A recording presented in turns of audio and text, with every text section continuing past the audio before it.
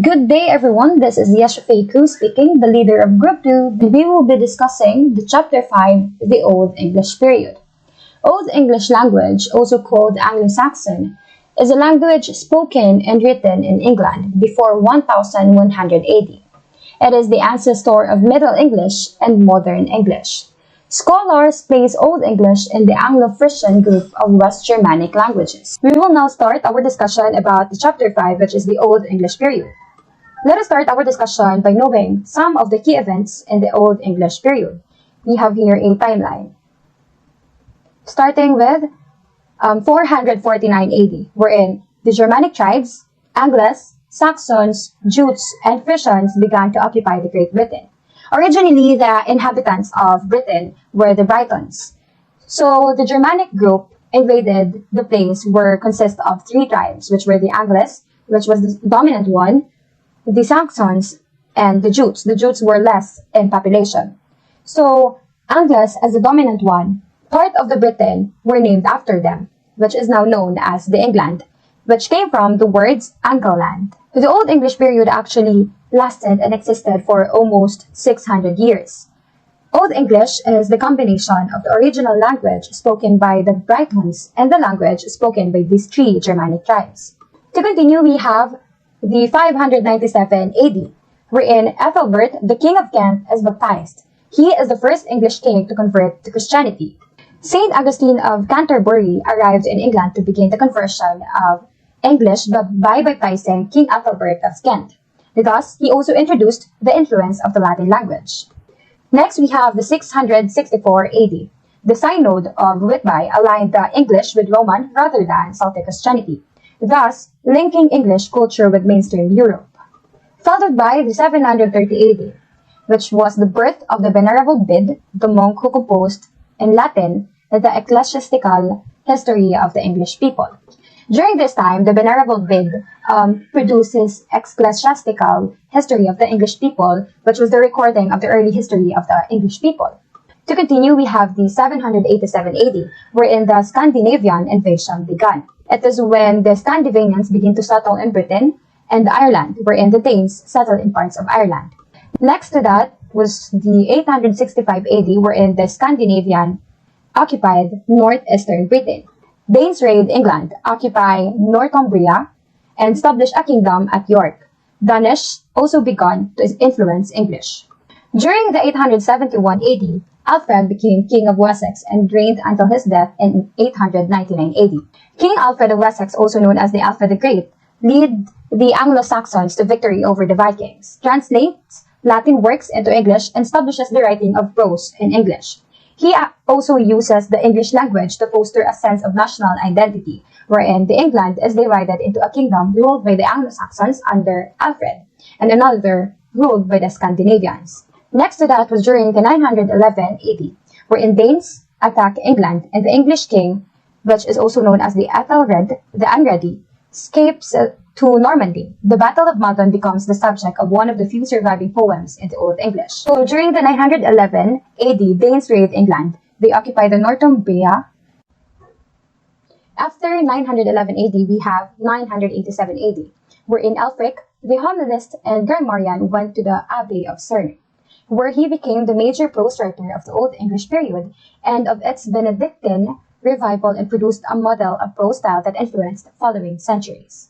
After that, we have the 1000 AD, wherein the manuscript of the Old English epic Beowulf was written about this time. Approximately 1000 AD is the date of the only surviving manuscript of the Old English epic poem Beowulf, composed by an anonymous poet between the 8th century and the early 11th century. After 1000 AD, we have 1016 AD, wherein Canute became the King of England, establishing a Danish dynasty in Britain.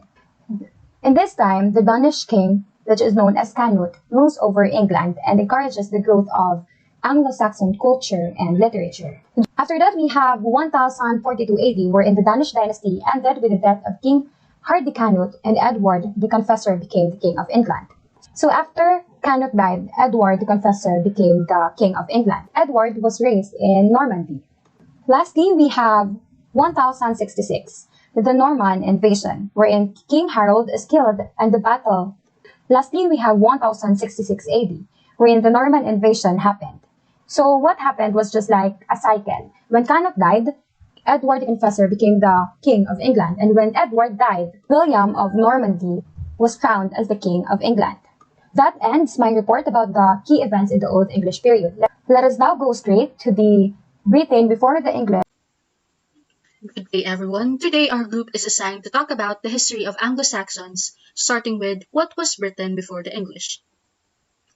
So, before Britain was invaded by the Romans, along with Julius Caesar, they already had inhabitants calling themselves Celtic people or Celtic Britons, and was believed that they inhabited the island around 6th century BCE.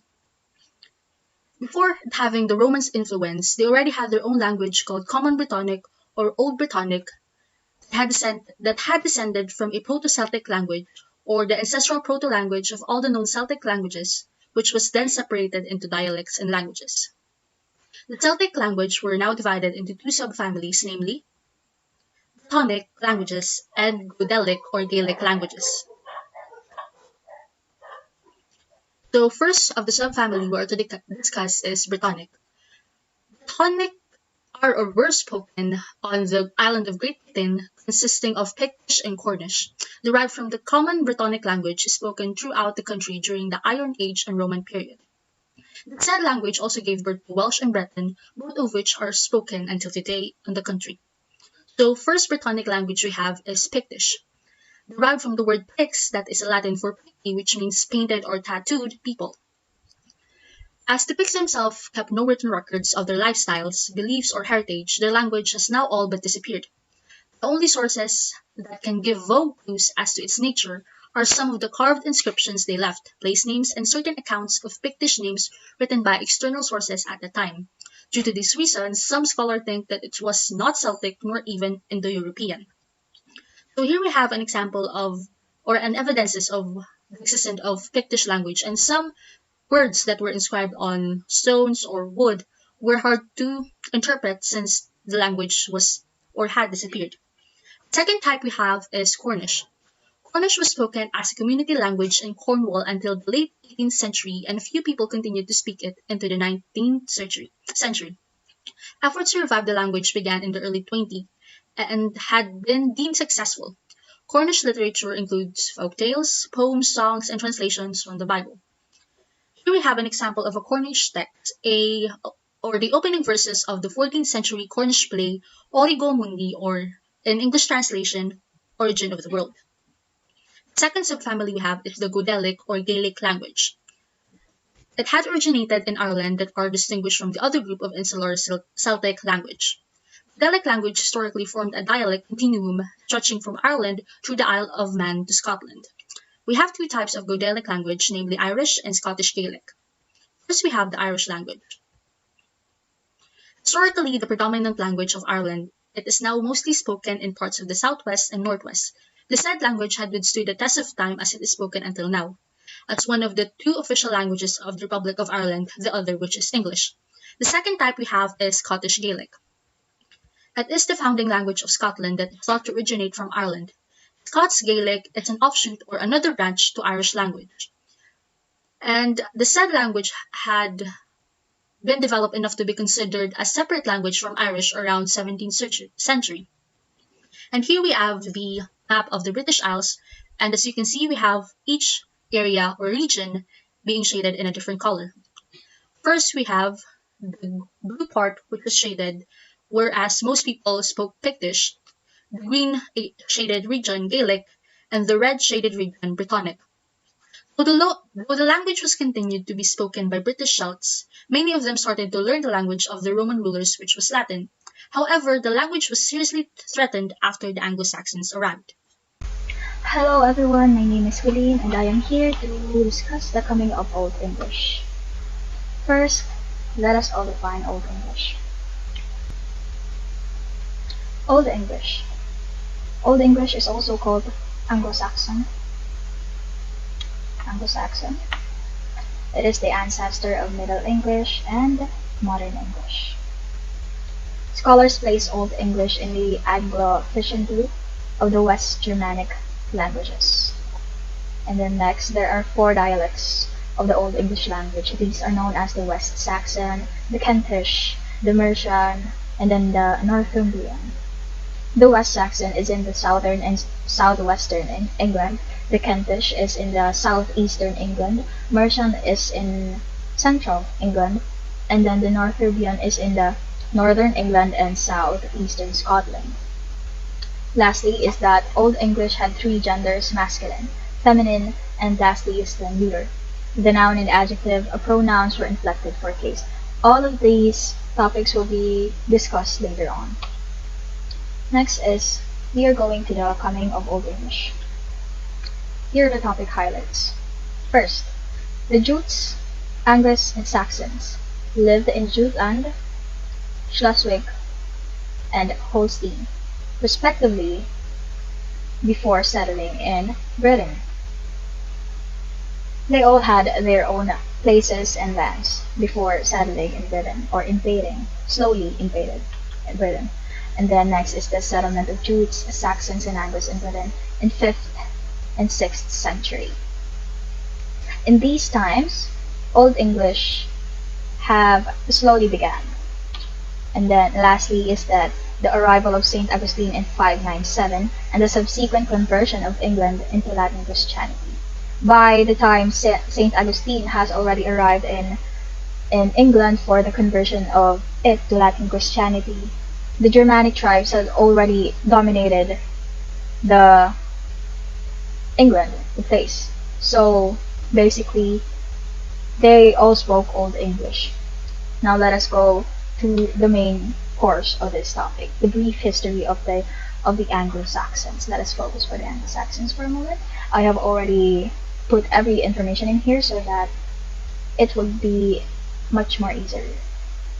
The Anglo-Saxon mercenaries had served in the Roman army for many years, because the Roman army, let me just erase this, because the Roman army right here recruited the Anglo-Saxon mercenaries and many non-Italian people or tribes for some assistance in keeping the empire in line. So as we speak, the Anglo-Saxon right here were no strangers to the island. Their invasions were gradual and piecemeal, beginning even before the Roman legions had left. They were already slowly invading Britain even before the Roman legions left. There is also some indication that certain Saxons were requested to help protect the country from invasion from the Picts and Scots. Second is, when the Roman troops departed Britain, small invading bands of Germanic-speaking Angles, Saxons, Jutes, and Frisians began to arrive, at first in small numbers but eventually in substantial populations.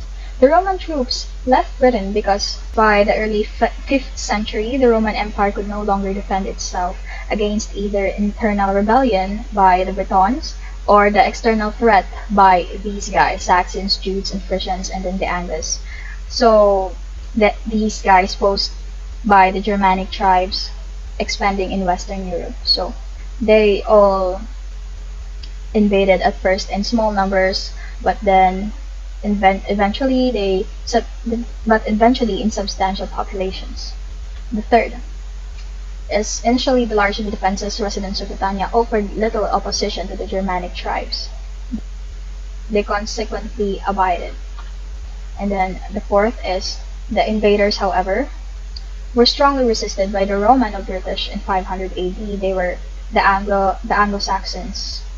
The Angles, Saxons, Jutes, and Frisians were strongly resisted by the Roman of British, who may have been headed by King Arthur. This King Arthur was not very, or let me say, there is no proof that he did exist. So, however, in the mid-6th century, the monk Gildas mentioned a British commander named Ambrosius who rallied the Roman of British against the invaders and won 12 battles.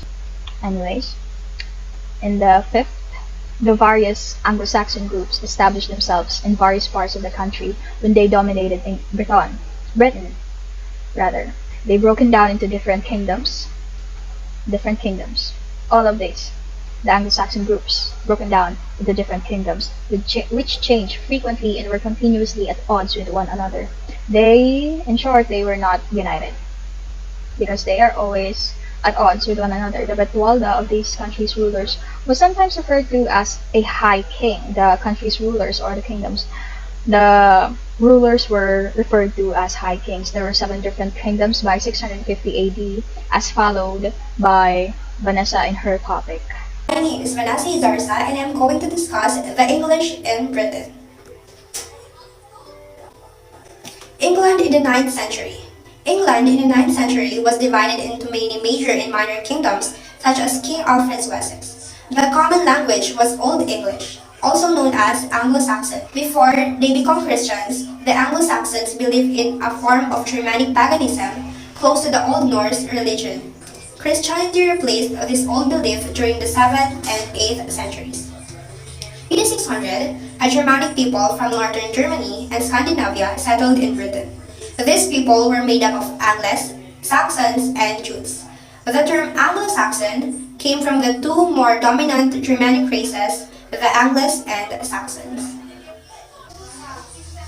At first, England was divided into numerous small kingdoms, the main kingdoms consisting of Kent, Essex, Sussex, East Anglia, Lindsey, Bernicia, Deira, Mercia, and Wessex. By King Alfred's time, the kingdom of Lindsey had disappeared and Bernicia and Deira had combined to form Northumbria. This led to the Anglo-Saxon heptarchy, meaning England was divided into 7 major kingdoms: Kent, Essex, Sussex, East Anglia, Northumbria, Mercia, and Wessex. These kingdoms were formed because the settlers were essentially tribal groups that were led by warrior aristocrats under one chieftain or king. So through tribal agreement, after conquering England, these kings divided the land because of the different tribes amongst the Angles, Saxons, and Jutes. 4 dialects of the Old English language: Northumbrian in northern England and southeastern Scotland, Mercian in central England, Kentish in southeastern England, West Saxon in southern and southwestern England. The English writings are in the West Saxon dialect. The first great literary activity occurred during the reign of King Alfred the Great in the 9th century. Alfred the Great, the only king in English history to be known as the Great. He is recognized as one of the most intelligent, devoted, industrious, and effective of all medieval monarchs. The most important events in the history of Anglo-Saxon culture occurred in 597, when Pope Gregory I dispatched a band of missionaries to the Angles. Pope Gregory the Great chose Augustine to lead a mission, known as the Gregorian Mission to Britain, to Christianize King Ethelbert and his kingdom of Kent from Anglo-Saxon paganism. Pope Gregory, known as Saint Gregory the Great, he is known for instigating the first recorded large-scale mission from Rome, the Gregorian Mission, to convert the then pagan Anglo-Saxons in England to Christianity. Augustine of Canterbury, known as the Apostle to the English, founder of the English Church. Christianity had come to the Anglo-Saxons from 2 directions. First is from Rome with St. Augustine, and the second is Celtic Church with Irish missionaries. Irish missionaries went to Iona and Lindisfarne and made converts in Northumbria and Mercia, where they introduced their style of writing, the insular hand, to the English. Insular hand or insular script is a medieval script system originating from Ireland that spread to Anglo-Saxon England and continental Europe under the influence of Irish Christianity. Bede, known as Saint Bede, became the most learned person in Europe of his days. He wrote about Christianity in England and contributed significantly to the growing cultural importance of the land. Ecclesiastical History of the English People, the fullest and most accurate account we have in the early years of the English nation. It is written by the Venerable Bede in about AD 731. It is a history of the Christian churches in England and of England generally. Its main focus is on conflict between the priest-schism Roman Rite and Celtic Christianity.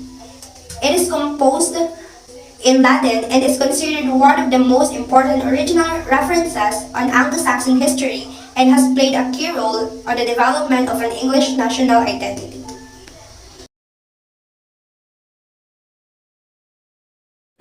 The first Viking contest.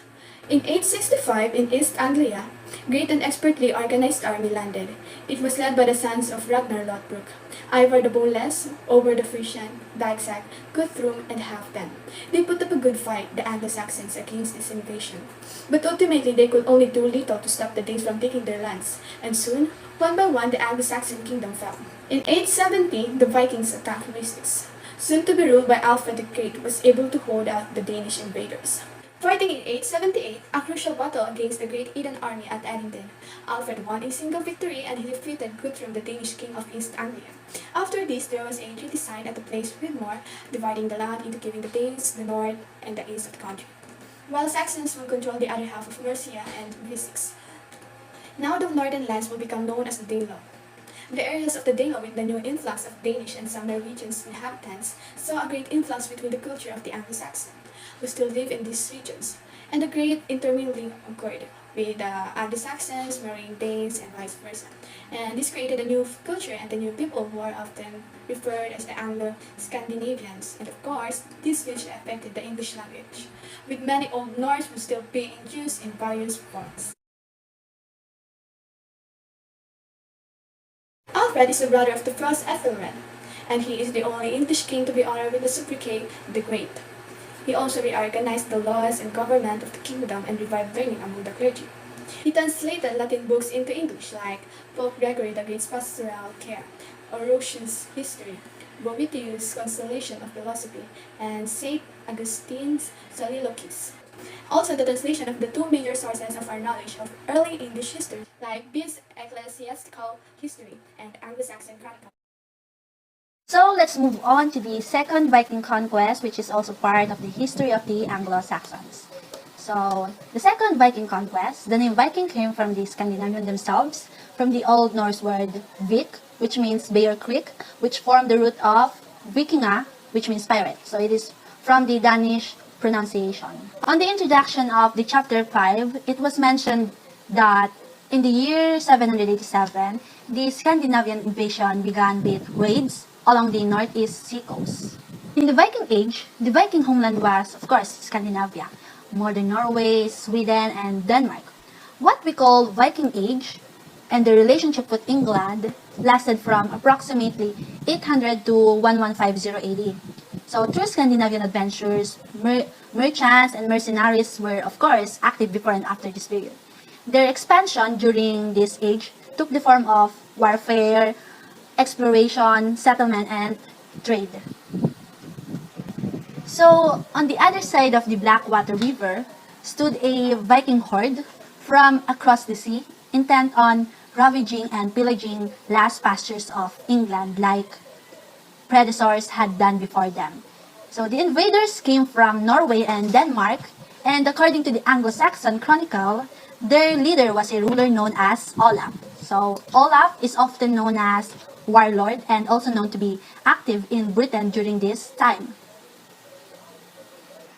So Olaf Krigvasson, later king of Norway, led the trouble again with the arrival of a fleet of warriors who was joined by the Danish king Sweyn Forkbeard in the later years of 10th century.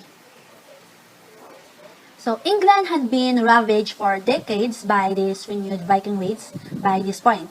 For more than 20 years, there were repeated attacks like crushing defeats for the English, beginning with the Glorious by the men of Essex under the valiant Byrhtnoth in 1991, and celebrated in the fine Old English poem, the Battle of Maldon.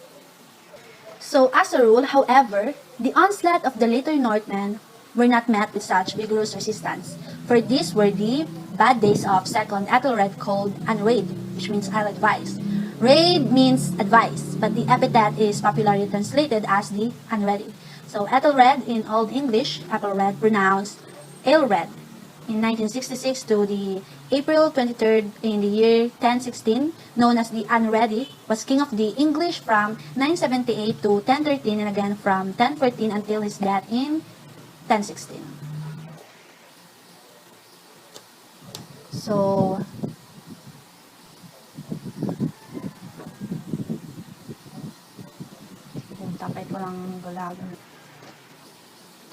let's move on to the after the deaths in 1016 of Ethelred. So, Edmund Ironside, the son who survived his father by little more than half a year. Next, we have Canute, son of Sweyn Forkbeard, came to the throne and was eventually succeeded by two sons named Harold Harefoot and Hardy Canute, Canute the Hardy. So the line of Alfred was not to be restored until 1042 with the accession of first the Edward the Confessor, second is through Canute, and in a sense allied himself with that line by marrying Ethelred's widow named Emma of Normandy. So Emma of Normandy, she thus became the mother of two English kings by different fathers, by Ethelred of Edward the Confessor and by Canute of Hardy Canute. So she was not the mother of either Edmund Ironside or Harold Harefoot. So Scandinavian tongues of those days were enough like Old English to make communication possible between the English and the Danes, who were their neighbors. The English were quite aware of their kinship with Scandinavians. The Old English epic Beowulf is all about the events of Scandinavian legend and history. And approximately a century and a half after the composition of that literary masterpiece, Alfred had no reason to love the Danes. He interpolated in his translation of the history of Orosius. So the history of Orosius is the first geographical account of the countries of Northern Europe in his famous story of the voyages of Otir and Wulfstan. Hi everyone, I'm Carlo Della Torre. To continue, here's the Scandinavian become English. But before we proceed to the main concern of this topic, let me give you some information about what Scandinavian is. So, Scandinavian is a sub-region in Northern Europe with strong historical, cultural, and linguistic ties. And it refers to Denmark, Norway, and Sweden. So, I included here a video link for you to know more about these Scandinavian countries. So, moving on, during the 10th and early 11th centuries, these northern invaders, Scandinavian invaders or the Vikings, are much more interested in colonizing, including these countries listed below. As a result of those settlements and coexistence in different parts of England, the language of the Anglo-Saxons was considerably influenced by the language of the invaders. That's just a brief information since that was already tackled from the previous topic. Did you know that the Anglo-Saxons and the Scandinavians were intimately related in common racial and linguistic bond? So let's move on to our main concerns here. The language of Scandinavians, the Old Norse and the Old English. Here are some frequently used words in common among others. Man, wife, mother, folk, house, thing, winter, summer, will, can, come, hear, see, think, ride, over, under, mind, and time. So what is Old Norse? Old Norse is also called the Old Nordic or the Old Scandinavian. It is an extinct North Germanic language that was spoken by the inhabitants of the Scandinavia and their overseas settlements from around 7th to the 15th centuries. While Old English or the Anglo-Saxon is the earliest recorded form of the English language, spoken in England and southern and eastern Scotland in the early Middle Ages. It is brought to Great Britain by Anglo-Saxon settlers in the mid-5th centuries. Here are some examples. In Old Norse we have hail, while in Old English we have this wool. Nay, no, fro, from, preach, shriek, loose, less. Another. In Old Norse, drum meant dream, while dream in Old English meant joy. The word jarl in Old Norse meant an under-king, while earl in Old English meant a nobleman of any degree or loosely a man or a brave soldier. So to sum everything up, the Scandinavian influence on the English language began soon after the arrival of the Scandinavians or the British Isles, as tackled from the previous topics. The Norsemen, usually Norwegians or the Danes, began the raids on the British ground at the end of the 8th century. They came to plunder but also to settle to the new land. So that's all. So let's talk about the golden age of Old English. So it is frequently supposed that the Old English was somehow gray, dull, and crude. So England, after its conversion to Christianity at the end of the 6th century, became a veritable beehive of scholarly activity. So the centers of learning was the famous monasteries at Canterbury, Glastonbury, Bournemouth, Lindisfarne, Jarrow, and York, where Aldhelm, Benedict Biscop, Bede, and Alcuin pursued their studies. So let's talk about Bede. So the great scholarly movement to which he belonged is largely responsible for the preservation of classical culture for us. So one of Bede's pupils founded the Cathedral School at York, provide Charlemagne with leadership in his Carolinian Renaissance. So in the person of illustrious English scholar Elwine, who introduced the tradition of Anglo-Saxon humanism to Western Europe. So the culture of the north of England in the 7th and 8th centuries spread over the entire country despite the decline that it suffered as a result of the hammering onslaughts of the Danes. Luckily, because of the tremendous energy and ability of Alfred the Great, that culture was not lost. And Alfred able successors in royal house of Wessex, down to the second Athelred, consolidated the cultural and political contributions made by their distinguished ancestor. So literature in the Old English period was rich in poetry. So we have first Caedmon. Caedmon is the first English poet we know by name, was a 7th century herdsman whose visionary encounter with an angel produced a new genre of poetry that expressed Christian subject matter in the style of the old pagan scopes of or bards. So we have the epic poem of Beowulf, probably composed in the early 8th century, embodied traditions that go back to the Anglo-Saxon origins, blending of pagan and Christian themes. So next we have Cynewulf. Cynewulf was an early 9th century writer who signed 4 of his poems by working his name in runic letters into their text as a clue to his authorship. So prose was not neglected. So Bede's contributions to scholarship and literature in the early 8th century and King Alfred's in the late 9th are mentioned earlier in this chapter. We also have Ælfric. He was a 10th and early 11th century Benedictine monk. So he devoted himself to the revival of learning among both clergy and laity. He was the most important prose stylist of the classical Old English. His saints' lives, sermons, and scriptural paraphrases were models for English prose long after his death and were the basis for the continuity of English prose through the years following the Norman conquest. So grammar, glossary, and colloquy, a humorous dialogue between teacher and pupil, were the basic texts for education long after his death. So as for the English language, which is our main concern here, it was certainly one of the earliest highly developed vernacular tongues in Europe. French did not become a literary language until well after the period of the conquest. So the English word stack was capable of expressing subtleties of thought as well as Latin. In English culture, it was more advanced than any other in Western Europe. So the notion that Anglo-Saxondom was a barbarian culture is very far from the reality.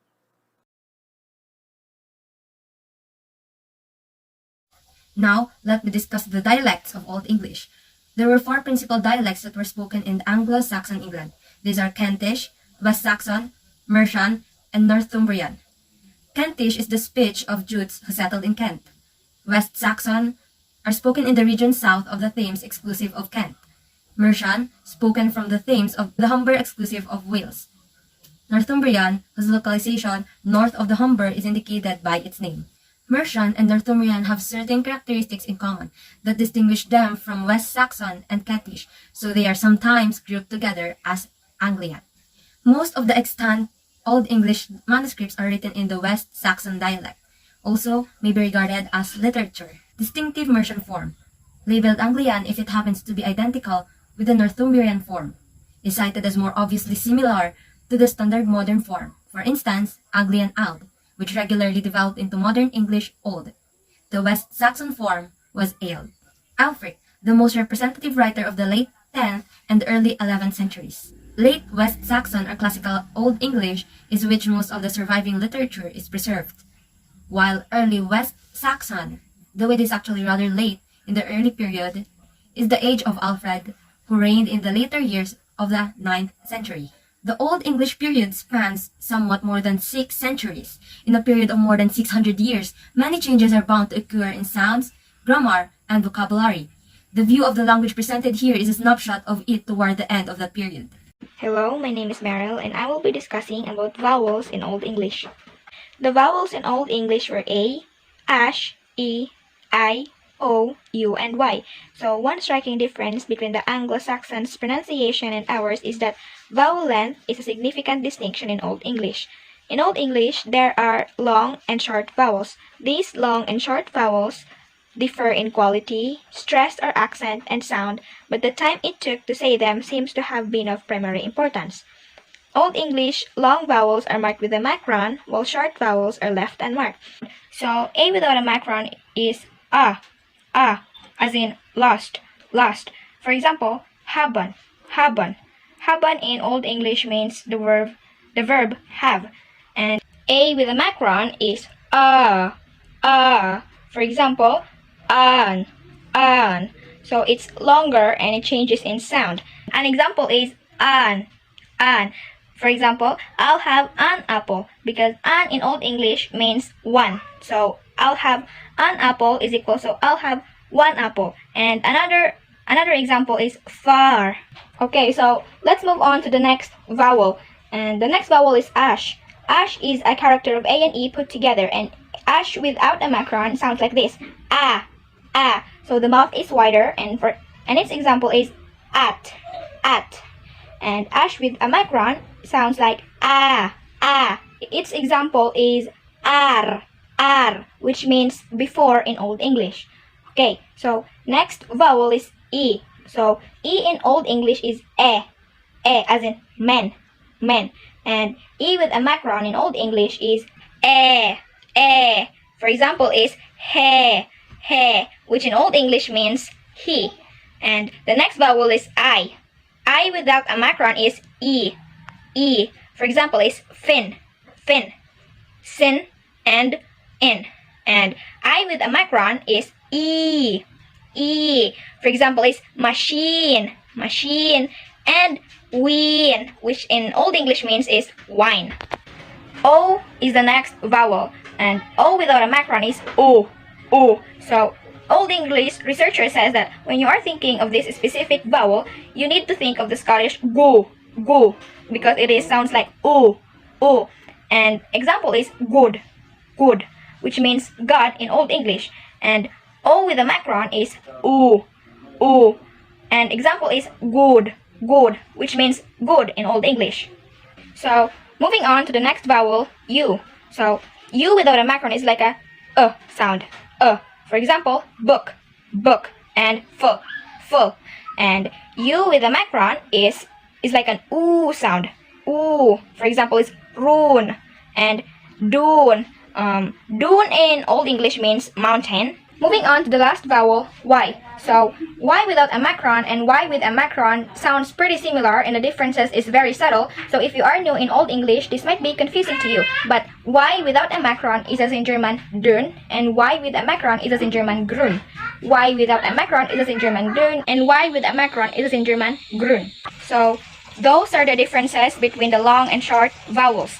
These vowels are divided up among front and back vowels. Back vowels are A, O, and U. Front vowels are ash, E, I, and Y. So what is the difference between the front and back vowels? So front vowels are articulated towards in front of the mouth, while back vowels are articulated as back as possible in the mouth. The 5 vowel letters A, E, I, O, and U represented what are sometimes referred to as continental values, approximately those of Italian, Spanish, German, and to some extent of French as well. The letter ash represented the same sound for which we use it in phonetic transcriptions. A. And the letter Y used exclusively as a vowel symbol in Old English. In the examples that follow, the modern English form in parentheses illustrates a typical modern English development of the Old English sound. A without a macron as in haben, or have in modern English, and A with a macron as in ham, ham or home in modern English, and ash without a macron is pat, pat, or which means in modern English is that, that, and ash with a macron as in dal, dal, or deal in modern English. E without a macron as in setan, setan, or set in modern English, and E with a macron as in feeden, feeden, or feed in modern English. I without a macron as in sitten, sitten, or sit in modern English, and I with a macron as in rieden, rieden, or ride in modern English. O without a macron as in mood, mood, or moth in modern English, and O without a macron as in food, food, or food in modern English. U without a macron as in sundur, sundur, or sender in modern English, and U with a macron as in moose or mouse in modern English. Y without a macron is fillen, fillen, or fill in modern English, and Y with a macron as in moose or mice in modern English. So what is monophthongs and diphthongs? Monophthongs is where there are only one vowel sound in a syllable, and diphthongs is where there are two vowel sounds in a syllable. Late West Saxon had two long diphthongs, which are the ea and eo, and consequently these long diphthongs became monophthongs that continued to be differentiated, at least in the standard pronunciation, until well into the modern English period, but ultimately fell together as e, as in beat from Old English beatan and creep from creopan.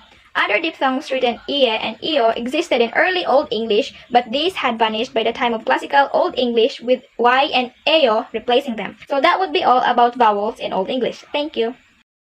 The consonant letters in Old English were thorn, che, da, fa, ga, h, ke, l, m, pa, ra, sa, ta, ba, ed, wa, and z. The rarely used symbols are bi, ba, da, and ka. The letters typically represented in modern English are L, M, pa, ta, which had a much different shape, namely wing, and kicks. The sound represented by C depends on contiguous sounds. The letter C as in ka are depending on the word che as in child or child. After front vowels ash, e, and ja, the C and sh is a che sound unless there is a back vowels. For example, drench, stench, and encha. C can be produced as a hard C sound represented in modern English ka, or as the sound that is presented in modern English by che. If C precedes in a front vowel, it is pronounced like che. For example, shusan. If C precedes back vowel, it is pronounced like ka. Some editors indicate the che pronunciation of C by putting a dot above the consonants. Mutation. Mutation is a change in a vowel sound in the following syllable. For example, full and wheel, blood and bleed, mouse and mice. The E mutation or E umlaut is a second change in which a back vowel is fronted or front vowel is raised if the following syllable contains E for seat and E for machine and ja. The Old English diagrams CG and SH were later replaced by DG and SH, respectively spellings that indicate to the modern reader exactly the sounds the older spellings represented. J and che, for example, edge, shower, iskakan, and fish. The pronunciation of G, usually written with a form like G, also depended on neighboring sound. The letter G is pronounced as J when it is followed by letter E, and Y. Some scribes in late Old English times preferred to write thorn initially and eth elsewhere, but generally the letters were interchangeable. Thorn and eth are used interchangeably to present both voiced and unvoiced sounds. The doubling of consonant symbols between vowels indicated a double or long consonant, for example, beginning. We now move on to another topic under pronunciation and spelling, which is the handwriting. So the handwriting of Anglo-Saxons looked quite different from ours, and the main reason for this is because they learned to write in the insular hand, which was mentioned earlier. There are two types of writing or alphabet that were used in Anglo-Saxon times. They were Plutarch or runic alphabet and Latin, which was influenced by the Romans. Here on the left side, we have an example of the handwriting consisting of the first three lines of the epic Beowulf as an Anglo-Saxon scribe.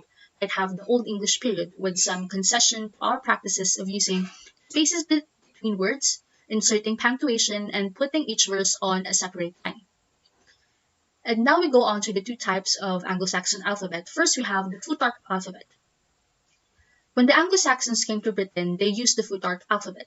It is called Futhark for the reasons that the sound of the first 6 letters were F, U, S, A, R, and K respectively, giving the alphabet its name Futhark. The letters were called runes and are often used in magical charms for protection and for healing, some of which are tattooed to one's body.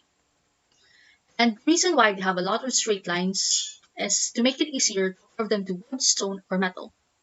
Here we have the Futhark alphabet, and as you can see, it is proof that the first 6 letters of the alphabet are what gives or give birth to what the alphabet is called, which is Futhark. And now we have some bind runes or examples of them that are tattooed to one's body as a sign of protection or for good luck.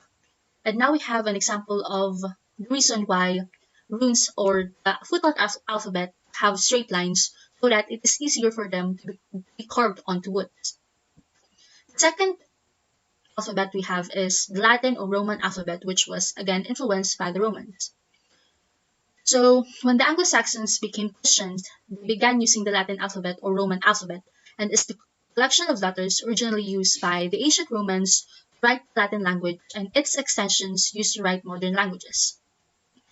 And monks were usually the only people who could read and write, therefore most books or religious works called illuminated manuscripts.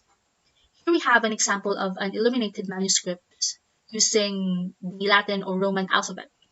And illuminated manuscripts are usually handwritten books with, as you can see, the decoration that generally includes precious metals such as gold and silver. Under pronunciation and spelling, we also have stress. First and foremost, what is stress? Stress is the relative emphasis or prominence given to a certain syllable in a word or to a certain word in a phrase or sentence. In Germanic languages like English, primary stress will usually fall on the first syllable of the root of the word, but the first syllable of the word is not a prefix. This is with the exemption of loan words from other languages. During the Old English period, stressed and unstressed syllables underwent different changes. Because in stressed syllables, the difference between sounds was emphasized. In unstressed syllables, the sounds were weakened and lost. We have here an example of words during the Old English and Middle English period. The first one is pronounced as ich habe. In Middle English, it is pronounced as ich habe. Another one we have bera, but in Middle English, it is pronounced as bera. To continue, this heavy stressing of the first syllable of practically all words has had a far-reaching effect on the development of English. Because of it, the vowels of final syllables began to reduce to a uniform E sound as early as the 10th century, as frequent interchanges of one letter for another in the text indicate, though many scribes continued to spell according to tradition. In general, the stress system of Old English was simple as compared to that of modern English, with its many loanwords of non-Germanic origin, like the words maternal, philosophy, sublime, and taboo. Hi, it's me again, Kyla, and I'm going to discuss the Germanic word stock. So here are some Old English Germanic words that are identical and highly similar in both form and meaning to the corresponding modern English. We have God, hem, under, gold, land, winter, hand, off, and word. At this point, we have these Old English words and its meanings that are similar in form to modern English but not in meanings. We have this breathe mean beat and peace rather than bread. Dream in Old English meant joy, not dream. Dreary meant bloody, not dreary. Loaf meant bread, not loaf. I listed here the some survived Old English words. We have here the were means man, as in werewolf or man-wolf, and wergild means man-money. And here are some that doesn't survived. We have here some like blikan means to shine or gleam, cough means quick, and bold. So I included here a video link for you to know more about Germanic word stocks. Hello again, everyone. I am me, Colleen, and I am here to present to all of you the gender in Old English. What is the gender in Old English according to John Algeo in his book? In chapter 5, Old English differs markedly from modern English in having grammatical gender in contrast to the modern English of natural gender. So, When we say grammatical gender, when we say grammatical gender, it is a method of classifying nouns, whereas the nouns are assigned into gender categories that are often unrelated to their real-world characteristics, rather. Next, we have a meaning here where grammatical gender, which put nouns into categories, just like what I just said. And to add also natural gender. This is where English, the language English uses, where we base our natural gender to our sex. Here is a brief explanation about natural gender. Natural gender uses gender-specific pronouns, but nouns do not have gender. Unlike grammatical gender, where nouns are assigned as masculine, feminine, and neuter. Okay, so we go to the third meaning. In modern German, Old English formal system is based not on the sound form of the noun, but on its morphological structure. When we say morphological structure, it is the study of words and their parts. In other words, the gender of a noun is dependent on the presence of a derivational suffixes or on the declensional type. And then in the last part, the last meaning, Old English have three genders: masculine, neuter, feminine. Two numbers, singular and plural, in 5 cases: nominative, accusative, genitive, dative, and instrumental. Note that the so-called genders in Old English were purely grammatical genders. They did not base on sex or sexes. They are very often did not correspond to natural gender. Next. Here we have the category of gender, where it was formed in 3 gender forms: the masculine, feminine, and the neuter. We have male beings, Freude; lifeless things, hope; abstract notions, Nama. Nama means name. We have the feminine also, daughter. Here, I don't know how to pronounce this, but this directly translates to tongue. And then the youth, horse, skip, and mod. Here we have another example. The Old English gender corresponds to natural sex distinction, but sometimes they didn't coincide. For example, the Old English of wife, which is beef, is neuter. And then the Old English of man is masculine or neutral. There is no physical reason why wif is neuter and then the man is masculine. There is no reason behind it. Next. Difference between the grammar of Old English and Modern English. In Old English, it uses more grammatical endings on words and less dependent on word order and functional words. While in Modern English, it is more inflective and more isolating. Concord in Old English. When we say concord, it is a state of agreement or grammatical agreement. In grammar, concord refers to the way that a word has a form appropriate to the number or gender of the noun or pronoun it relates to. For example, when Anglo-Saxon wanted to say they had seen a foolish man and foolish woman, they would say, "We sabun somne dolne man and somne dole etise." The word some means some and dol means foolish. As you can see in the given sentence, when it refers to male noun and adjective should end with ne. And for female, it should end with e.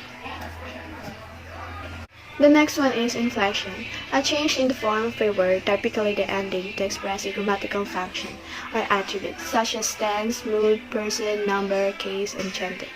In English, inflection indicates nouns, pronouns, and adjectives, and it has 4 cases. The first one is nominative case, used for the subject, the complement of linking verbs, and direct address. For example, like beyond in Old English or be on Modern English. The second one is the accusative. In Old English, adjectives and pronouns can also take the accusative case, used for the direct object, the objects of some prepositions and certain adverbial function. For example, Alfred rewarded those brave warriors. Alfred is the subject of the sentence because he is performing the action. The warriors are the direct object of the sentence because they are receiving the action. Those is a demonstrative pronoun that refers to the warriors, so it is in the accusative case. The third one is genitive case, was used for most of the meanings of Modern English apostrophe s and of phrases Old English had a genitive case which has left its mark in modern English in the form of possessive endings, apostrophe s, now sometimes referred as to Saxon genitive, as well as possessive adjective forms such as his, their, and etc. For example, like the time expression of modern English, he works nights, in which nights was originally a genitive singular equivalent to of a night. And the fourth is the dative case. It was used for the indirect object, the only object of some verbs, the object of many prepositions, and a variety of other functions that can be grouped together loosely as adverbial. In Old English, adjectives and pronouns can take that dative case if they are linked to the object of preposition. For example, Alfred struggled with that horrible illness. Alfred is the subject of the sentence because he is performing the action. Illness is the subject of the preposition, with, so it is in the dative case. And also, Old English adjectives and the demonstrative and interrogative pronouns have fifth case. First is the instrumental, replaced in nouns by the dative case. In Old English, instrumentals can be recognized as nouns in the dative case that are not indirect objects and are not preceded by a preposition. For example, Alfred killed a Viking with a sword. Sword is in the instrumental case because it is the instrument Alfred used to kill the Viking. However, it is just as easy to think of sword being the object of with, and thus in the dative. Old English gives a writer the option of leaving out with and simply saying. The next one is definiteness. It is when adjectives were inflected, like fast, faster, fastest. The third one is weak declension, used to indicate that the modified noun was definite. It named an object whose identity was known or expected or had already been mentioned. Generally speaking, the weak form occurred after a demonstrative or possessive pronoun. For example, that good part and her young son. And the fourth is strong declension, used when the modified noun was indefinite, because not preceded by a demonstrative or possessive, or when the adjective was in the predicate. For example, good part, and that was good part. Old English will inevitably seem to the modern reader a crabbed and difficult language full of needless complexities. In Old English, they have three genders which are masculine, feminine, and neuter, or both masculine and feminine, two numbers which are singular and plural, five cases which are nominative, accusative, genitive, dative, and instrumental. Old English genitive, dative, and instrumental. Old English noun inflection was somewhat less complex than that of Germanic, Latin, and Greek. Old English had a large number of patterns for declining its nouns, each of which is called a declension. Declension, the variation of the form of a noun, pronoun, or adjective by which its grammatical case, number, and gender are identified. The most important of the Old English declensions was that of the A stems, so called because A was the sound with which their stems ended in Proto-Germanic. More than half of all commonly used nouns were not inflected according to the A stem pattern, which was in time to be extended to practically all nouns. An important declension in Old English was the N stem. N stem, N of a group of Indo-European stem formatives that consist of an N with vowel determined by ablaut or that contain an N as the final element, such as the neuter abstract noun suffix N in the genitive case mens. Nouns that follow this pattern were masculine, for example, oxa or ox, illustrated in the table, or feminine, such as tenge or tang. The two genders differed only in the endings for the nominative singular a versus a.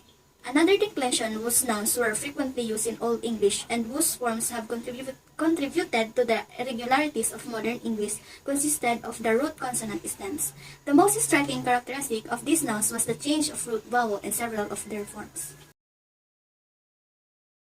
So let's talk about the I umlaut. I umlaut in British English, it is umlaut, a noun, the mark placed over a vowel in some languages, such as German, indicating modification in the quality of the vowel. It is the conditioned sound change that the vowel either moves directly forward in the mouth, u, o, a, or forward and up, a, and e.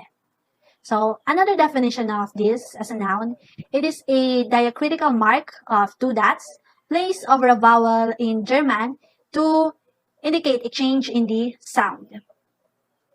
So, a little story about this. It begins quietly in a library where Jacob Grimm, one half of the famous brothers Grimm, worked for most of his life. So he and his brother Wilhelm combed through historical manuscripts, pulling out legends, sagas, poems, and fairy tales for their famous collections. So these old manuscripts in old Germanic languages were in old Germanic languages like Old High German, Old Norse, Old English, and so on. So he discovered among the various stages of Germanic a process of sound change where the presence of one vowel seemed to influence a different vowel in the same word. So let's say, for example, um, the old German word for gas, pulled gasti in the plural, but that e ending pulled the a forward to e, making it be pronounced as gasti. From your tongue, move up and forward and closer to the position for e. So this also happens with o and u, and so that's Grimm named this process umlaut. From around sound, one vowel changes of another vowel that's around it in the environment. So in prehistoric Old English, vowel of a root consonant stem changes, vowel of a root consonant stem changes had an I in their endings. For example, fought, the dative singular for it is foughty, and the nominative accusative plural for it is foughties. So the anticipation of I sound, the imitation of the root vowel, is a kind of assimilation, the vowel of the root moving in the direction of the I sound, stopping and resulting in fetty and fetis, both later reduced to fet. So like for example in English, we have man, men, and foot to feet. Same development as to German, man, manner, and fast and fuse. In German, the mutated vowel with a diaresis over the same symbol used for unmuted vowel. In English, it is altogether different letter. So, when we say umlaut, we generally aren't talking about the historical sound change process, but about the dots. In old texts, the umlaut indicated in different ways, including a tiny e on top of another word. Eventually, the tiny e turned into the two dots we know today. That's a little confusing because the dots were already in use in Greek and other languages as a diaresis to keep a vowel from blending into the one next to it. So let's take naive wouldn't come out as naive, for example. So the process which Jacob Grimm called umlaut occurred in different periods and in varying degrees in the various languages of the Germanic group. So it is in English beginning in 6th century. It's the 4th century Gothic recorded by Bishop Wulfila. No evidence. So in vowel mutation was originally a phonetic phenomenon only, but after the endings that caused the change, it lost. So the mutated vowels serve as markers for the two case forms. So mutation is not a sign of the plural in Old English, the dative singular. It is not all plural forms had it. A distinctive indication of plurality for those nouns like feet, geese, teeth, mice, lice, and men that have retained mutated forms into modern English. So in modern English breeches, it is a double plural, OE nominative singular brock trouser. In nominative plural, it is breck, as is the already cited kind, OE nominative singular cow, nominative plural sai with the addition of the plural and from words like oxen. So it is not limited to nouns that cause the mutation of the root vowel but was lost afterwards. So effects can be seen also in such pairs as like, for example, strong cause to strength, old to elder, doom to dim. So all these pairs, the second word originally had an ending containing an I sound, either a vowel or its consonant equivalent Y. Modern survivals of case and numbers. Mile and foot in such expressions are historically genitive plurals derived from the Old English form mila and futa, rather than the irregular forms they now appear to be. Genitive plural form ended in a in Middle English in a construction called the genitive of measure, while dative plural, which was for all declensions. The dative singular ending e, characteristic of the majority of Old English nouns. For example, from Old English, on life survives in the world alive. The Old English voiced f between vowels, later spelled v, is preserved in the modern English form, though the final vowel is no longer pronounced. Significant differences between Old English and modern English nouns. Old English had no device for indicating plurality alone, apart from case, while Middle English, the plural nominative, accusative, s, from Old English as, drove out the other case forms of the plural. Modifiers, demonstratives. Old English had two main determiners, which is sa, which could function as both the or that, and this for this. The, that, those. Case nominative, masculine ta, neuter tat, feminine ta, plural ta. Case accusative, masculine ton, neuter tat, feminine ta, plural ta. Case genitive, masculine tas, neuter tas, feminine tiere, plural tara, tiera. Case dative, masculine tem, neuter tem, feminine tiere, plural tiem, tam. Instrumental, masculine tai tun, neuter tai tun, feminine tara, plural tiem. The words that translate as a, an, and the are considered to be demonstratives in Anglo-Saxons, but in modern English we call them as articles. In Old English, the or the can stand by itself and doesn't need a noun to follow it, therefore it gains pronoun status. Example, who did it? The man did it is perfectly acceptable in modern English. In Old English, however, you can leave out man. Who did it? Sa did it. This sentence could be translated as the did it. But because sa indicates the masculine gender, we can translate it as the masculine one did it and therefore he did it. Genders were distinguished only in the singular. In the plural, no gender distinction was made. The masculine and neuter forms were alike in the genitive, dative, and instrumental.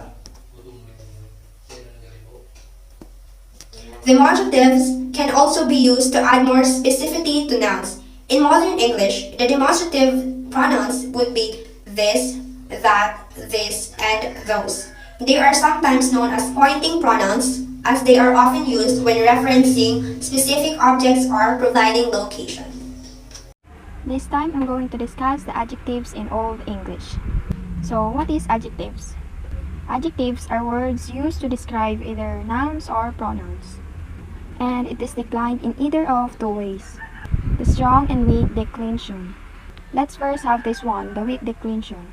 It is used after the two demonstratives and after possessive pronouns, which made the following noun definite in its reference, and is predominated as an ending.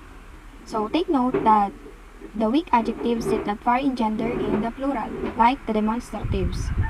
In this example, we can notice that the genitive, dative, and instrumental feminine are all RE. The masculine and neuter genitive are both ES, and masculine and neuter dative are both and masculine and neuter instrumental are both E. This way of declension is much more uniform and simple than the strong declension. So let's proceed to the next declension, the strong declension. The strong adjective declension is used when the adjectives was not preceded by a demonstrative or a possessive pronoun, and when it was predicative. So take note that the genders of the plural forms differed only in the nominative accusative. Given this example, notice that genitive and datives are all the same in all genders. In late Old English, the declension had become uniform in all genders. across genders rather, including neuter. So moving on to the comparative and superlatives of adjectives. So the comparative of adjectives is formed by adding ra, as in hairdra means harder, while the superlatives of adjectives are formed by adding ost, as in hard dose means hardest. So the alternative suffixes are ira and ist and consequently had mutated vowels. In attested Old English, they took the endings ra and est but retained mutated vowels.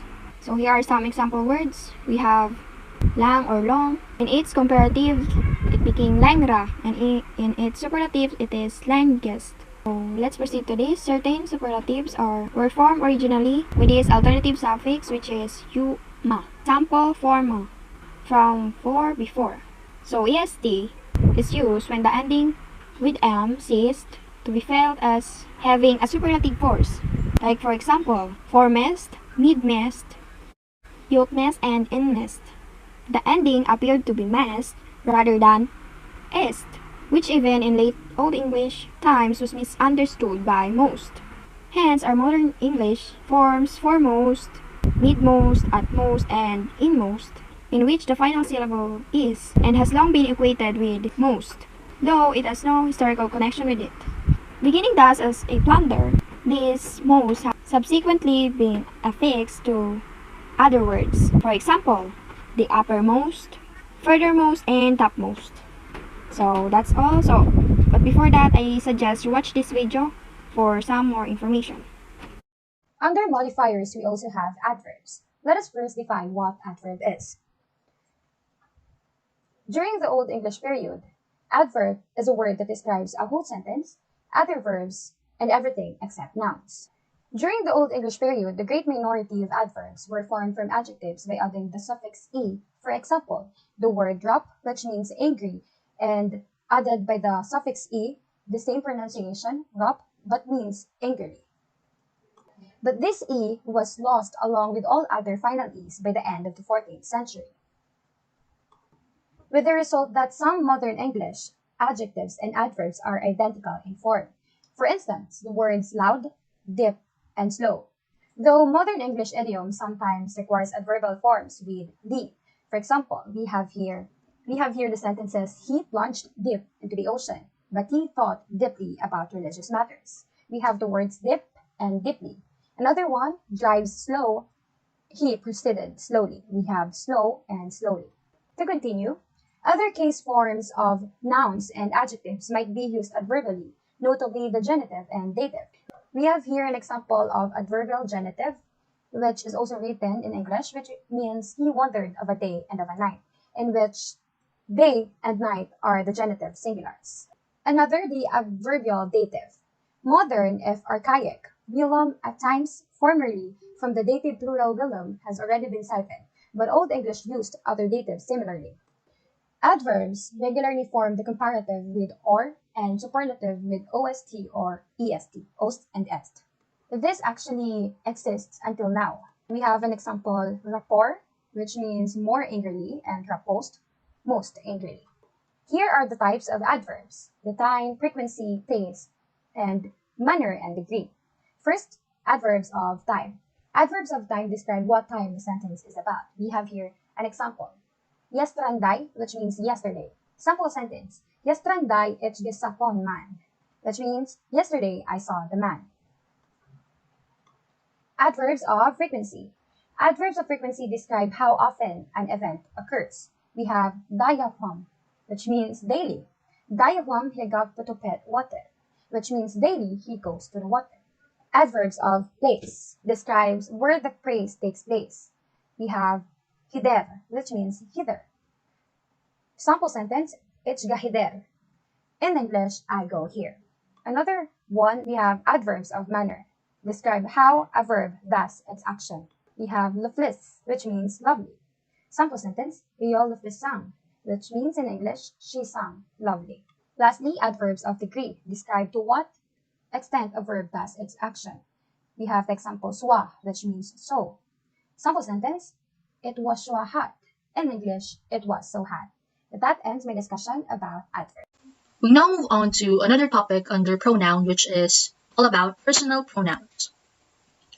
So, since we can find many simple sentences that use personal pronouns, and they are so common, it makes sense to study them and learn about them. Personal pronouns stand in for nouns. Personal pronouns include I, you, he, she, it, we, they, them, us, him, her, his, hers, its, theirs, our, your. Some of these are just examples.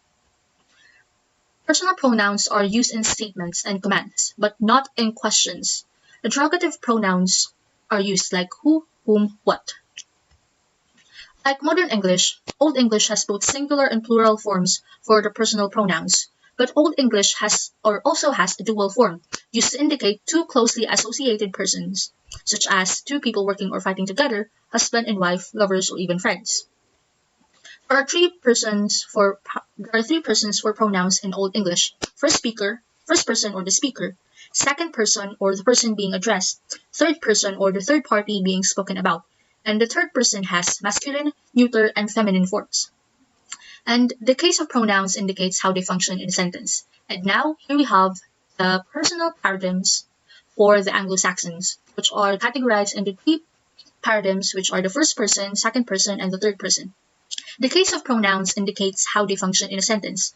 Nominative are the subjects, genitives are possessive or modifiers, accusatives are direct object, and datives or instrumental are objects of prepositions and indirect objects. As you can see, all of these are arranged into a paradigm or tables. And a paradigm is simply a list of all the possible grammatical forms of a word. It is usually arranged in a table so that we can easily look up for the forms that we need to translate or understand. It is essential that we memorize and understand that our Old English paradigms so that we do not have to spend extra time flipping through our grammar book, but can instead focus on translating. So first we have here the first person personal pronoun paradigm, which is, we will start with the case of the nominative, which is first we have ik, which or I, wit or we two, we or we. Then the genitive, min or mine, onker or of usu, and oker or of us or our. Accusative, which is mek or me, unket or unk or of usu, usik or us or us. Dative or instrumental, me or with me, unk or with usu, and us or with us. Then we have the second person personal pronoun paradigm. The first case we have is the nominative, which is h or you, git or you two, or g, you. Then genitive, pen or you, unker or of you two, over or you, or your. Then the accusative, pek or pep, which means you, inkit or ink, you two, uwik or or you. Dative or instrumental, he with you, ink or with you two, or with you. Then we have the third person personal paradigms. He, his, him, or him with him. Neuter, it, his, its, it, him, and with it. Then we have the feminine, her or he, she, her or hers, her or he or her or with her. Then we have the all genders plural, which is ho or her, which means they, her, which means theirs, who or he, which means them. And lastly, we have him or whom, which means with them or an indirect object. Hello everyone, I'm back again, and I am going to discuss to you about the interrogative and relative pronouns in Old English. First, let us all define what is interrogative pronouns. When we say interrogative pronouns, these are question words, like who and what. For example, who was the most important king of the West Saxons in the 9th century? Who is an interrogative pronoun standing for he, which would be used if the sentence were a statement. He will be used for if ever the sentence is a statement. However, we have here interrogative pronoun so that it is a question, which would stand in for the answer question Alfred. So, the question is, who was the most important king of the West Saxons in the 9th century, which is King Alfred. Next is that interrogative pronouns have 5 rather than 4 case forms. The instrumental case is here different from the dative. And then lastly, there are masculine and neuter forms. Masculine interrogative pronouns are used for both masculine and feminine nouns. This is a very interesting part here, because the masculine interrogative pronouns can also be used for masculine and feminine nouns. Now let us go to the interrogative pronoun paradigm. We have here some example. Masculine can also be used for feminine. And then the neuter. So we have here the examples, the hua, huet, hues of who, hues of what, hon of whom, huet, what, direct object, accusative is a direct object, whem or wham with who, indirect object, whem or wham with what, indirect object, he or whom by means of whom, he or whom by means of what. And then let us all go to the relative pronouns. Relative, when we say relative pronouns, it introduces relative clauses. Relative clauses can also be called as adjective clauses. Why adjective clauses? Can also be called as adjective clauses because it describes a noun. While in modern English, who, that, and which are relative pronouns, but in Old English, relative pronouns can be identified by the relative particle the. You can identify a relative pronoun with the relative particle the. The does not decline the way pronouns do, but it is often combined with the that demonstrative like seo. The the here can be combined with seo here. Don, oh, I forgot about these two. Don and the. To indicate the gender, the number, and case of the relative noun. So, in short, a relative pronoun can be identified with a relative particle the. The will be combined with seo here, seo, don, the, in order for us to indicate what gender, number, so if it is plural or singular, and then the cases. The accusative, dative, instrumental, and genitive. Now, let us all go to the meaning of a relative clause. A relative clause is a dependent clause that contains an element which requires an antecedent. When we say an antecedent, it replaces a noun. For example, my name is Colleen. It would be replaced with she. For example, Colleen went to brush her teeth. So it would be replaced to she brushed her teeth. And this is where relative pronouns come in. Whenever the relative clause is there, relative pronouns come in also. So we have here an example. For example, he is the king whom the priest saw. And then, if translated into Old English, he is don kuning sedel da prostasya sawum. And we have here an explanation as to why. Relative pronouns in Old English are usually constructed by combining a the demonstrative pronoun with the. It's right here. The demonstrative pronoun. And then the. So, which demonstrative the is used with depends on the antecedent for the relative clause. Or forget about this one. So, it is translated as he is don kuning sedel da prostasya sawum. Priostas. The became don because he is masculine. And then we have here another explanation. Another example. The sentence below at first should be translated as Abel who killed Cain, his brother, but the relative pronoun tells us the relative clause belongs to Cain. Here, the relative clause belongs to Cain, which is the antecedent.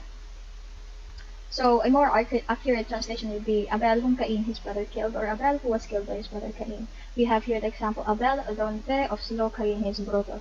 So the subject here is Abel, and then the relative pronoun here is don and the. The offslo is the verb which is killed, and Cain is the antecedent. We say that the relative clause here is Cain because Cain is being described or demonstrated as Cain was killed. He was described as killed by his brother Abel. So the antecedent is Cain, and then the relative clause is his brother. Next we have the last, however. They can appear without any demonstrative, and a lone demonstrative can sometimes be translated as a relative pronoun even without the. So the three sentences below are all perfectly valid ways of writing them. Of writing the emperor who was called Claudius. So when we say the, it can also appear without any demonstrative, and it is alone demonstrative. The the can appear without any demonstrative, like the demonstrative the or that. So the three sentences below here, right here, 1, 2, and 3 are all valid, even without the demonstrative pronoun the, because the here, this can appear anywhere. If for example, se caserese, there was Claudius happen. Se caserete was Claudius happen. Se caserese was Claudius happen. As you can observe, there is no demonstrative. There is no demonstrative in here, because it is perfectly valid in writing the emperor who was called Claudius. You can see that the is not included here because it is perfectly valid and it is okay. We have the last, where a general rule for the is used as follows when the alone is used. It is distinguishing one particular noun from a collection of other nouns. When a the, that, demonstrative like se is used with it or without the, it is adding a descriptive detail to a noun already sufficiently defined. It is not uncommon for both uses to be present in a single long sentence, but this distinction will generally be self-evident. So here, when a the, that, demonstrative like se is used, with or without the, as I have said not a while ago, that they can be used without se, it is adding a descriptive detail. When the the, that, this demonstrative is used, we are adding a descriptive detail to a noun. We are further describing the noun who is already sufficiently defined, but we are further describing it. It is not uncommon for both uses to be present in a single long sentence, but this distinction will generally be self-evident. Here, we have the full declension for relative pronouns. I just added this here for more additional info and can be used by you guys. Thank you, and that ends my lesson about the relative and the interrogative pronouns. Thank you for listening.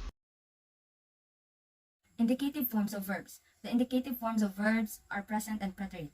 They were used for making statements and asking questions.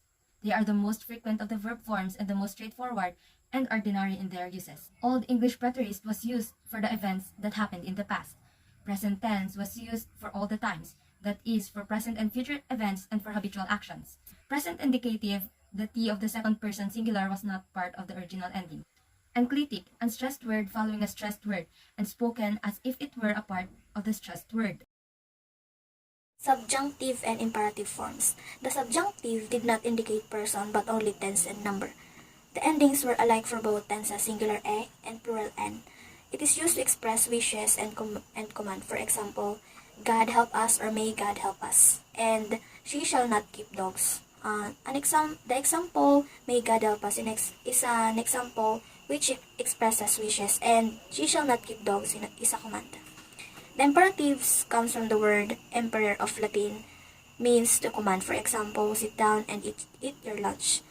On the other hand, imperative can also be used to say that something is commanding. So a person who speaks with an imperative tone of voice is probably a person who used to issuing commands. Non-finite forms. Old English verbs had 4 non-finite forms, 2 infinitives and 2 participles. 2 infinitives, simple infinitives, and inflected infinitives. 2 participles, present participle and past participle.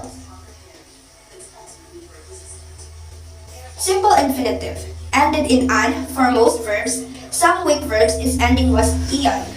Example, bodian means to proclaim, nerian means to save. Some verbs that underwent contraction, the ending was ed. Pon means to cease, gone means to go. Inflected infinitive. It is especially used when the infinitive had a noun function like a modern English gerund. It is joyful to help. Helping is joyful.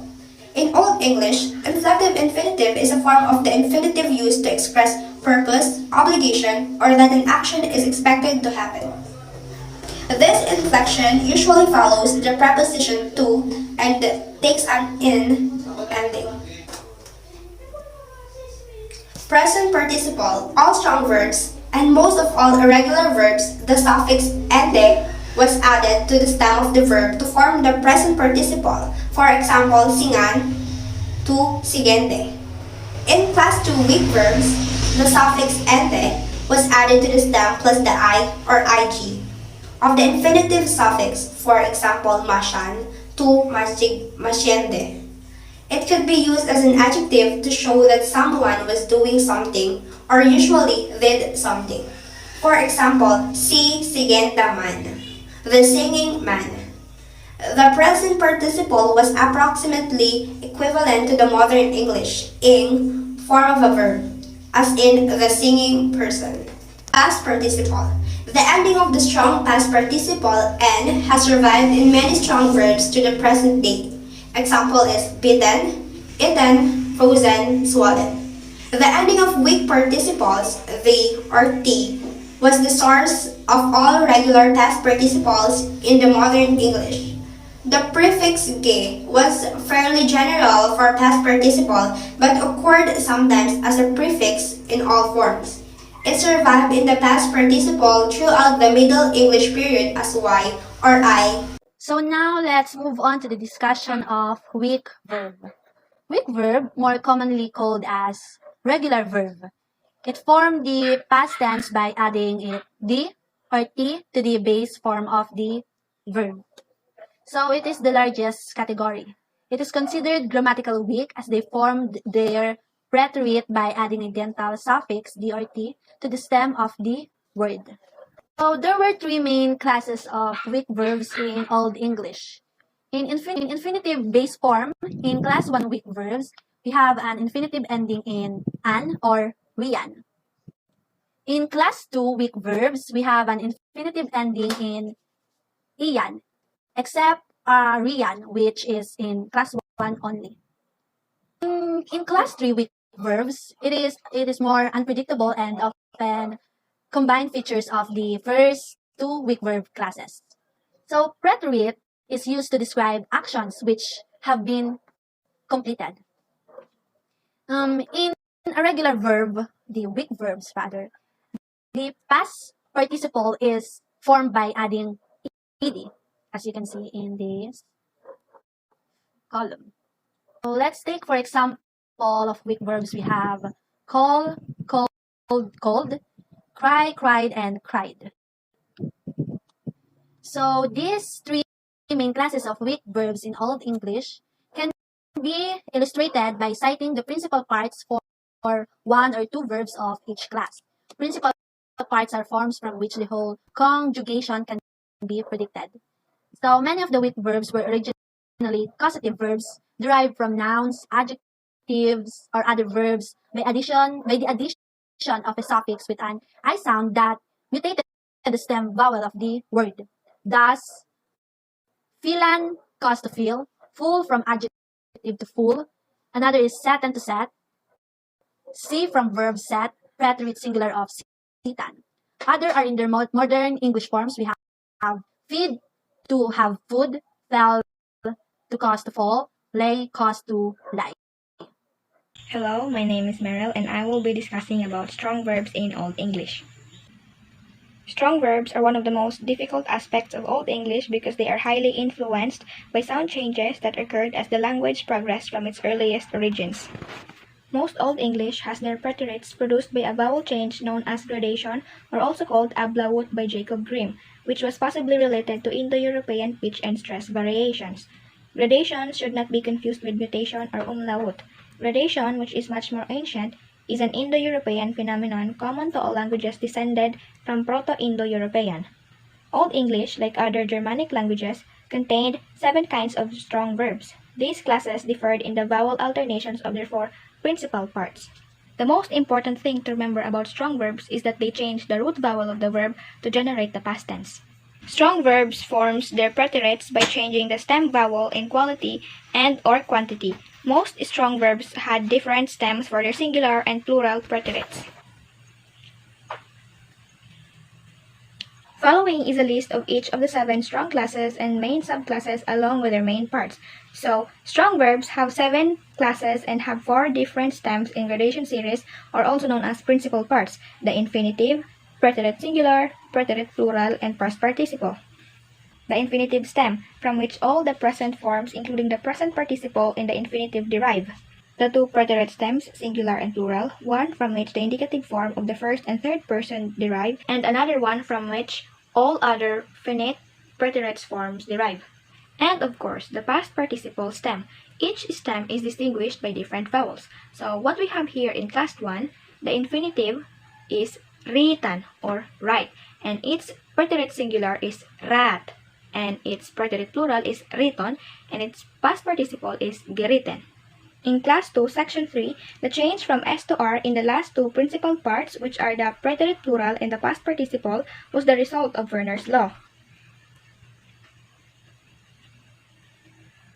The Indo-European accent was on the ending of these forms rather than on the stem of the word, as in the first two principal parts, thus creating the necessary conditions for the operation of Werner's law. The consonant alternation is not preserved in modern English. So that would be all about the strong verbs in Old English. Preterite present verbs. Old English had a few words that were originally strong but whose strong period had come to be used with a present tense. Consequently, they had to form new weak preterites. A few Old English verbs combine features of strong verbs and weak verbs. These verbs take what will normally be a strong verb, past tense, also called a preterite, and transfer it to the present tense. This sounds confusing but makes sense when you see it applied to an actual verb. The basic idea is that preterite present verbs are strong verbs that have their past tenses and present tenses swapped. This is why they are called preterite present. Preterite present verbs are often used as modals. They are combined with other verbs, usually those other verbs are in the infinitive form, to produce constructions. The following are ones that survive as present-day modals. For example, infinitive, again, and in present, and in preterite, ought, or ought, and ganon, or know-how, and can, in present, or can't, or in preteritive, could. And to add, although not a part of this group in Old English, the verb willan or wish or want, whose preterite was would, also become a part of the present modal system as will and would. Hello, my name is Mariel, and I will be talking about suppletive verbs in Old English. Suppletive verbs. The verb to be is one of the most widely used verbs in any language. To be is referred to as a suppletive verb in Old English, and it uses forms from at least 3 different roots. So, suppletive verbs have two distinct present stems for which both wesan and beyon are infinitive forms. They have slightly different uses. Beyon, to be, was in Old English, as its modern descendant still is, to some extent a badly mixed up verb, with alternative forms from several different roots as follows, with appropriate pronouns. Ik, iom, or beyo is I am in modern English, and as we all know, this is a first person singular, and bu, art, or beast is you are in modern English, and this is a second person singular, and he, heyo, and hit or bayo is he, she, or it is. This is a third person singular in modern English, and we, ge, he, sinsod, sind, sindon, sinned, sint, or beod is we, you, they are, and this is a first person plural in modern English. Beyon tends to be used to express habitual truths, sometimes referred to as nomic truths, such as he is wiga or he is a warrior, and another example is wiga bip strong or a warrior is strong. Additionally, while there is technically no future tense in Old English, the verb beyon is also often when expressing the future tense. For example, ik beogaro sona, and this means I will be ready soon in modern English. Now let's move on to wesan. The verb wesan is generally used to express the present form of to be and is the most commonly used form of the verb. And one trivia about beyon and wesan is that they share the same past tense forms, which differ significantly from the present forms. Last but not the least, the syntax. I will be discussing the first part of the Old English period syntax. To begin, Old English syntax has an easily recognizable kinship with that of modern English. There are, of course, differences and some striking ones, but they do not disguise the close similarity between an Old English sentence and its modern English counterpart. Many of those differences have already been treated in this chapter, but they may be summarized as follows. Number 1, nouns, adjectives and most pronouns had fuller inflection for case than their modern developments do. The inflection forms were used to signal a word's function in its sentence. Second, adjectives agreed in case, number, and gender with the nouns they modified. Nouns, pronouns, adjectives, and determiners were fully inflected with 5 grammatical cases, which were the nominative, accusative, genitive, dative, and instrumental, with 2 grammatical numbers, which are the singular and plural, and 3 grammatical genders, which are the masculine, feminine, and neuter. We also have number 3 and 4, which says adjectives were also inflected for definiteness in the so-called strong and weak declensions. Number 4, numbers could be used either as we use them to modify a noun. Number 5, Old English used the genitive inflection in many circumstances that would call for an of phrase in modern English. For example, a great deal of the island, which literally just means like, that island's a great deal. Number 6, Old English had no articles, properly speaking. In this one, we would use a definite article. The Anglo-Saxons often used one of the demonstratives such as, we have here the word se, that means that, and this, which means these. And where we would use an indefinite article, they sometimes used either the numeral 1 or a certain. But all of those words had stronger meanings than the modern English definite and indefinite articles. Thus, frequently Old English had no word at all where we would expect an article. Lastly, although Old English could form verb phrases just as we do, like combining the verbs for have and be with participles, as in modern English has run and is running, it did so less frequently, and the system of such combinations was less fully developed. Combinations using both those auxiliary verbs, such as has been running, did not occur in Old English, and one-word forms of the verb, like runs and run, the past tense of run, were used more often than today. Thus, although Old and Modern English are alike in having just 2 inflected tenses, the present and the preterite Old English used those tenses to cover a wider range of meanings than those Modern English, which has frequent recourse to verb phrases. Old English often relied on adverbs to convey nuances of meaning that we would express by the verb phrases. For example, Modern English, he had come, corresponds to Old English, literally like he earlier came. The numbers 8 to 15 will be continued by Melody. We now move on to the second part of syntax in the Old English. Number 8, we have the Old English form passive verb phrases much as we do, but it often uses simple infinitive in a passive sense as we do not. For example, "He learn." She learned him to be taught. Not literally, she ordered him to teach, but meaning she ordered someone to teach him, in which him or him is the object of the infinitive len or to teach, not of the verb het or ordered. Another Old English alternative for the Modern English passive was the indefinite pronoun man or wen, as in hende man, him, hung, unhanged, that is, he was hanged. Number 9. The subjunctive mood was more common in Old English. The subjunctive mood in Old English was used, for example, after some verbs that do not require it in Modern English, as some men koap hat hit si fexdit stora, or some men say that it, in close parenthesis, a comet, be a long-haired star. And another is whilst he were, or as if he were, or pehe iron midaren distant, or through he the whole world came. Number 10. Old English had a number of impersonal verbs that were used as without the subject. An example would be me less hidden, or it pleases me to read, and swabe penk, or so it seems to me. The object of the verb in this examples, me, comes before it, and in the second example gave rise to the now archaic expression me thinks, or literally me seems, which the modern reader is likely to misinterpret as an odd combination of me as subject of the present day verb think.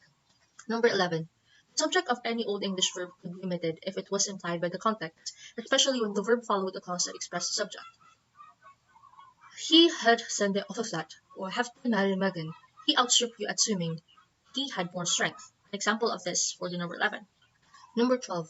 On the other hand, the subject of an Old English verb might be expressed twice, once as a pronoun at its appropriate place in the structure of the sentence, and once as a phrase or clause in anticipation. An example would be an pa pa pa to laugh weron, common to past cancelled dura, and those that were as survivors, they came to that prisoner's door. This construction occurs in modern English, but it is often considered inelegant but it is frequent in the Old English language. Number 13. The Old English negative adverb ne came before rather than after the verb it modified. Ik did or I did not, consequently contracted with certain following verbs. Ne or ni is not. Il, ni will or will not. If or nehef, has not. Contrast the modern English contraction of not with certain preceding verbs. Isn't, won't, or hasn't. Number 14. Old English word order was somewhat less fixed than that of modern English, but in general was similar. Old English declarative sentences tended to fall into the subject-verb complement order usual in modern English. And lastly, we have Old English had a variety of ways of subordinating one clause to another, but it favored what grammarians called parataxis, or the juxtaposing of clauses without a conjunction, although the adverb oa was often used. There are three clauses describe how Orpheus lost his wife, and as an example for the syntax. Eurydice, in an Old English retelling of the Greek legend, "I have thought on that hen kom, wesse de hen under back with with wa was de hen sonna." Or in English translation, "Then he forth and that light came, then looked he him backward toward that woman, and slipped she from him immediately." So, in generalization, Old English syntax was similar in many ways to that of modern English. However, there were some important differences. Some were simply consequences of the greater level of nominal and verbal inflection. The word order were generally freer. There are also differences in the default order and in the construction of negation questions, relatives, clauses, and subordinate clauses. To further explain, the default word order verb second and more like German than modern English, as the given examples earlier, mostly were German in comparison to modern English language. There was no do support in question and negatives. Again, these 15 examples of the syntax in comparison to Old English are just an example. It's always safe or okay to search or surf the net for more additional info.